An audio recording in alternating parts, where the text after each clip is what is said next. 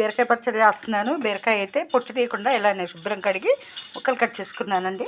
వెలిగించుకొని ఒక spoon oil వేసుకున్నాను. కళాయిలో ఒక స్పూను పచ్చిశనగపప్పు వేసాను. 1/2 టీ స్పూను జీలకర్ర వేసాను. ఒక 4 పచ్చిమిరపకాయలు ఇలా తుంపుకొని వేసాను అన్నమాట. వీటిని కొంచెం మనం బాగా వేయించుకున్నాం. బీరకాయ పచ్చడి అండి. కారం ఎక్కువ తినేవాళ్ళైతే కొంచెం ఇంకా 2 పచ్చిమిర్చి వేసుకోండి. ఇవన్నీ బాగా వేగేయండి. బీరకాయ ముక్కలు తాలింపులో వేసుకున్నాను. ఇప్పుడు వీటిని బాగా వేయించుకుందాం.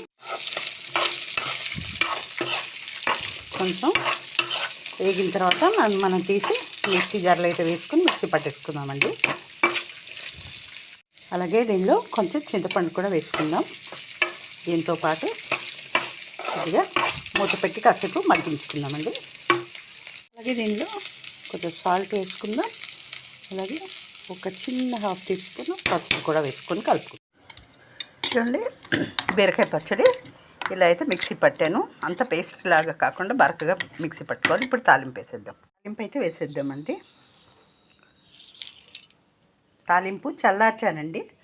ఎందుకంటే తాలింపు వేసి చల్లారిన తర్వాత కలిపితే బాగుంటుంది అన్నమాట. చూసారా, ఇంతేనండి బీరకాయ పచ్చడి. మరి మీకు నచ్చిందా? ఈ బీరకాయ పచ్చడి మీకు నచ్చినట్లయితే ఒక లైక్ అయితే ఇవ్వండి.